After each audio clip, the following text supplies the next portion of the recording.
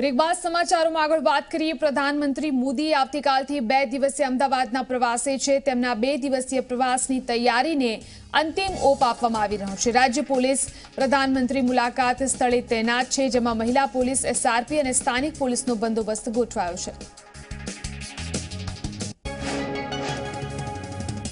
પ્રધાનમંત્રી મોદી પોતાના 2 દિવસીય અમદાવાદના કાર્યક્રમમાં સિવિલ કેમ્પસ, વિશ્વ ઉમિયાધામ, અડાલજ અને વસ્ત્રાલમાં હાજરી આપશે। હાલ તો વિશ્વ ઉમિયાધામમાં સુરક્ષાને લઈ પોલીસ બંદોબસ્ત ગોઠવવામાં આવ્યો છે। ભૂમિપૂજન કાર્યક્રમ બહાર જ હેલિપેડની વ્યવસ્થા કરવામાં આવી છે। વિશ્વ ઉમિયાધામનું પ્રધાનમંત્રી આવતીકાલે ઉદ્ઘાટન કરવાના છે, ત્યારે આજે વિશ્વ ઉમિયા ફાઉન્ડેશન દ્વારા બાઇક રેલીનું આયોજન કરવામાં આવ્યું હતું। વિશ્વ ઉમિયાધામ 1000 કરોડના ખર્ચે નિર્માણ થશે।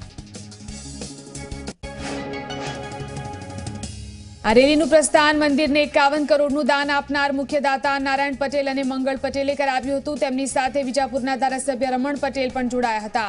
આ રેલી સમગ્ર શહેરમાં ફરી હતી અને ભૂમિપૂજન કાર્યક્રમનો પ્રચાર કર્યો હતો। પ્રધાનમંત્રી મોદી સોમવારે 11:30 કલાકે જામનગર પહોંચશે। 750 બેડની ગુરુ ગોવિંદસિંહ હોસ્પિટલનું ઉદ્ઘાટન કરશે। સૌની યોજના પ્રોજેક્ટનું પણ ઉદ્ઘાટન કરશે।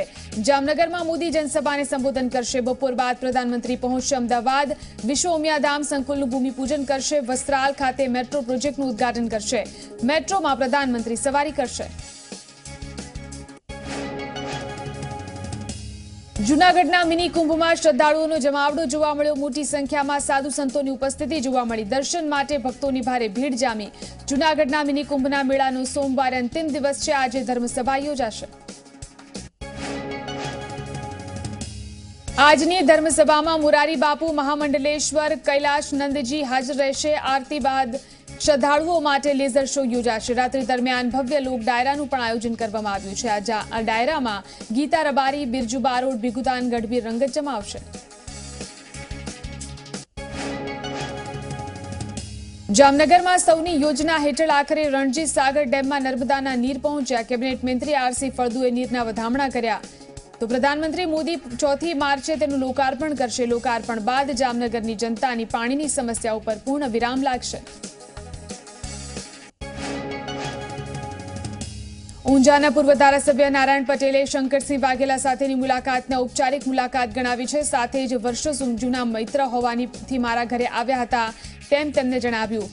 હું ભાજપમાં જ છું અને રહીશ તેમ પણ તેમને કહ્યું।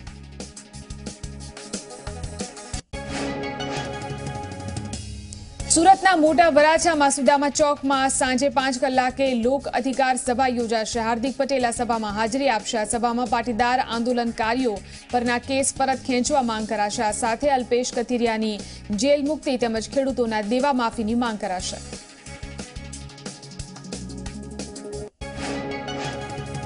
આપ જોઈ રહ્યા હતા 33 જિલ્લા 99 ખબર। વધુ સમાચારો માટે જોતા રહો Zee 24 કલાક।